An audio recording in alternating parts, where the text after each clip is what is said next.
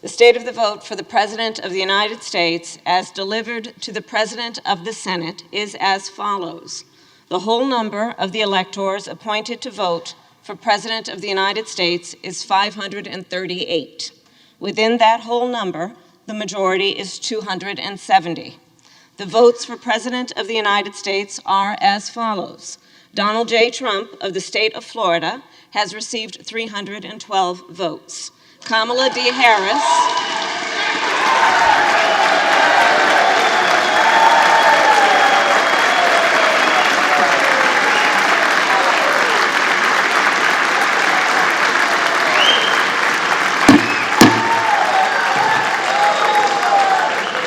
Kamala D. Harris of the state of California has received 226 votes.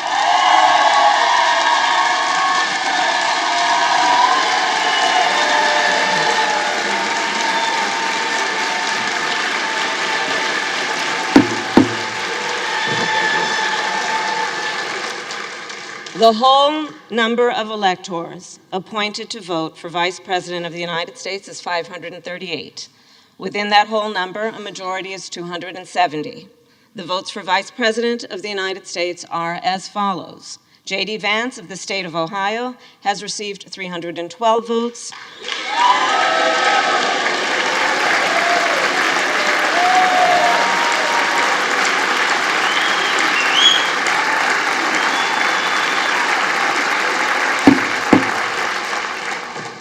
Tim Walz of the state of Minnesota has received 226 votes.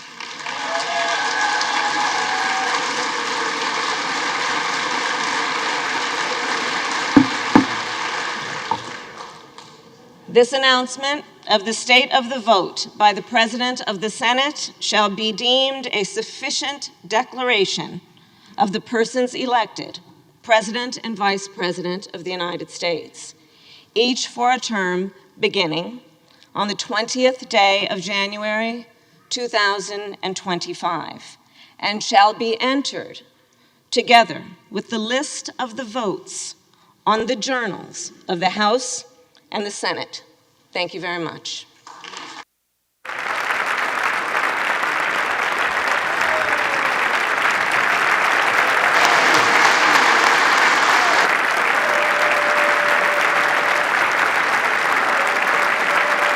Well, today was obviously a very important day, and it was about what should be the norm and what the American people should be able to take for granted, which is that one of the most important pillars of our democracy is that there will be a peaceful transfer of power.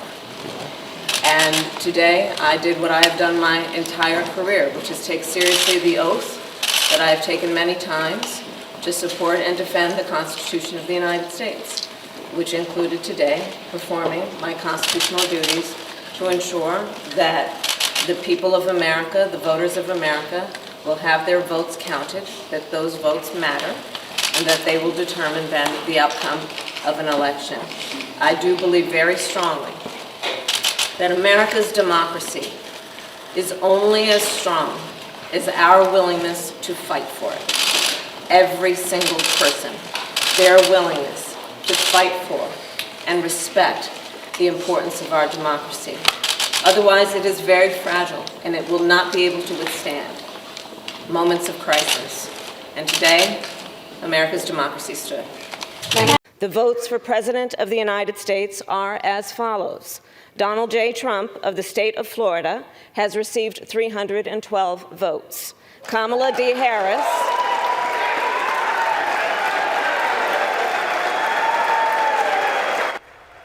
And with that, the results of the 2024 election were certified, confirming that Donald Trump will become the 47th president of the United States. A process played out peacefully and without protest. Much different than what took place on this day 4 years ago, when thousands of Trump supporters stormed the Capitol in protest of his loss. Trump now vowing to pardon some of those supporters charged for their actions that day. Eyewitness News reporter Darla Miles joins us now with more. Darla? Well, Sandra, today the contrast between that and January 6, 4 years ago could not be much starker. The transfer of power was swift, peaceful and quiet. President-elect Donald Trump even called today a great day in history, but this was opposed to 4 years ago when he egged on his disappointed supporters to march to the Capitol. The tellers on the part of the two houses will take their places at the clerk's desk. A joint session of Congress to certify the 2024 election results. Called to order at 1:06 p.m. Eastern Time by Vice President Kamala Harris and was over and done with by 1:36 p.m. Madam President, the certificate of the electoral vote of the state of Alaska seems to be regular in form and authentic. Certificate of the electoral vote of the state of California seems to be regular in form and authentic. The certificate of the electoral vote of the Commonwealth of Pennsylvania seems to be regular in form and authentic. Today, America's democracy stood. This sacred ceremonial procedure lasting precisely 30 minutes this Monday, January 6th, inside of an idyllic snow-capped U.S. Capitol. But the heavily guarded 10-foot chain-link fencing surrounding the building echoes back to 4 years ago when the Capitol lawn was a riot scene. In 2021, not long after the joint session convened, the Capitol went into lockdown. As officers were assaulted, rioters breached the building, and members of Congress had to flee to safety.